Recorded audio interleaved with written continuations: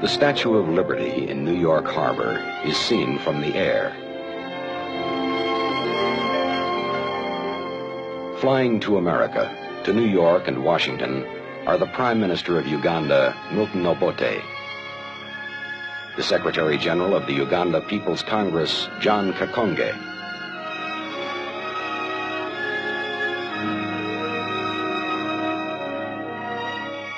James Simpson, the Minister of Finance. On October 9th, 1962, Uganda became independent. Now, 2 weeks later, Prime Minister Obote travels to Washington at the invitation of the President of the United States.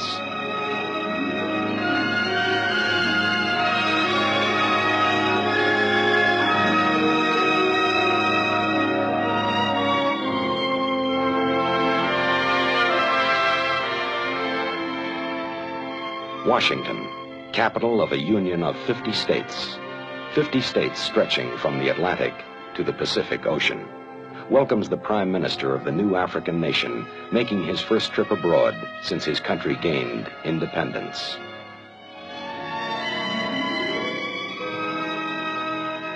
Prime Minister Obote is welcomed in the name of the President of the United States by Assistant Secretary of State for African Affairs, G. Menon Williams.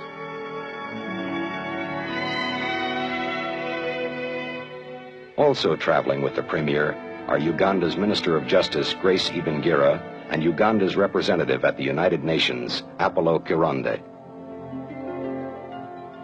We are indeed very proud and happy to have you with us, and we want to congratulate you, first of all, on your accession to independence on October 9th, and wish you and your country a very happy experience, which I am sure that you will have.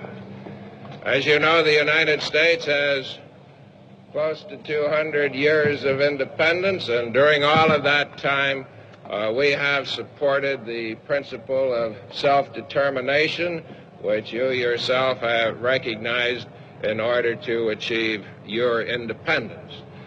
I'm very glad indeed that the President of the United States sent to me his very kind wishes during our celebrations.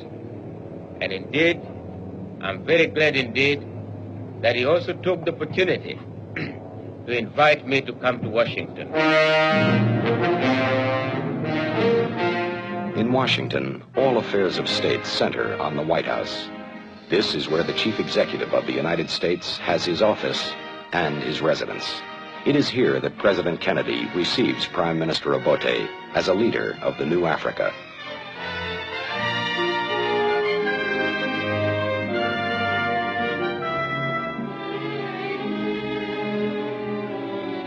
The President of the United States has said on many occasions that the tide of freedom now sweeping through Africa is a victory for free peoples everywhere, part of the great forward movement of the democratic world. Prime Minister Obote and President Kennedy meet privately for more than an hour. They discuss the future of Uganda. They discuss political and economic problems.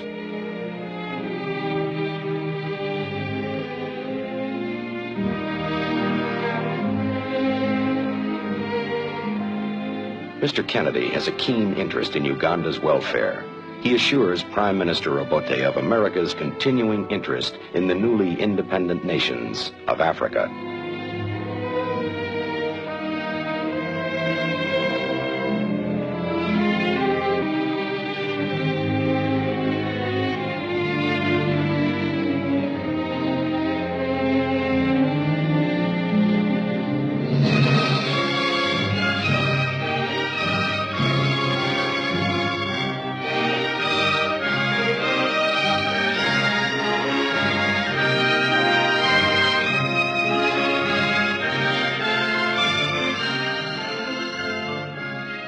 At this historic mansion, facing the White House, the Prime Minister is the guest of the American government. Here, a luncheon is given in his honor by the President's brother, Attorney General Robert Kennedy, leader in the enforcement of laws, securing equal rights for all Americans.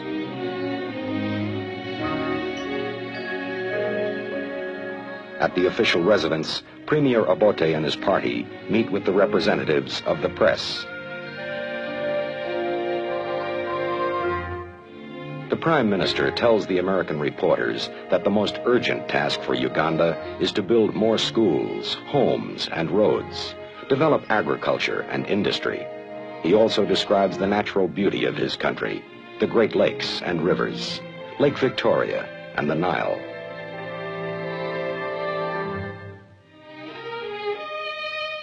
This monument in the heart of Washington is dedicated to Abraham Lincoln, President of the United States 1 century ago, when secession and civil war over the issue of slavery threatened to dissolve the Union of American states.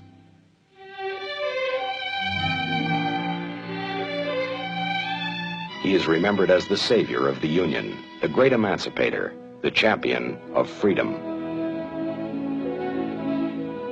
The sculptured face of Abraham Lincoln looks out over the capital of this nation he summoned to the cause of freedom 100 years ago.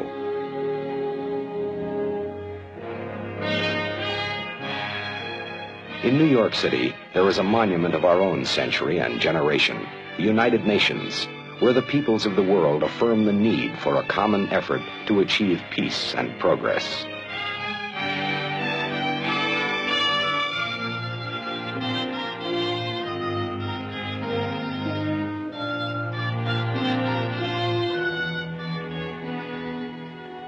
On October 25th, Uganda becomes the 110th member of the United Nations.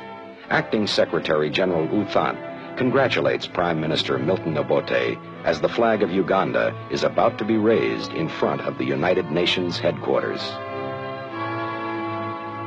The crested crane is Uganda's national symbol. The colors are red for brotherhood, black for Africa, yellow for the sun.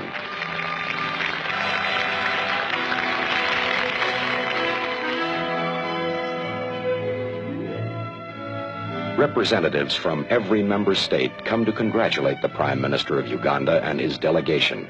With the admission of each new member, the United Nations grows not only in numbers, but in experience and effectiveness.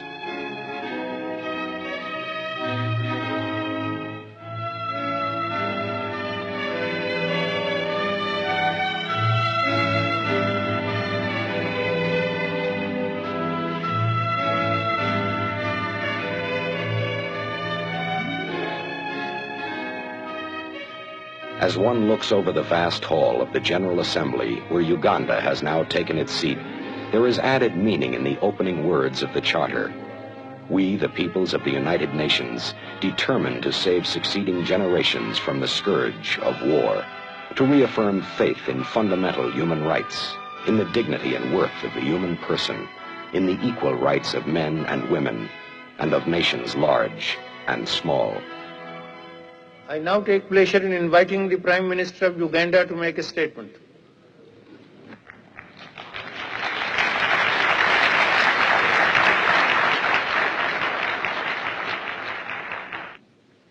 Mr. President, Uganda got its independence without recrimination or hatred. We have tried to impart good sense, respect for law and order, to the newly independent people of Uganda. We have also tried to establish a condition where tolerance, discussion, and compromise were the characteristics of our struggle for independence.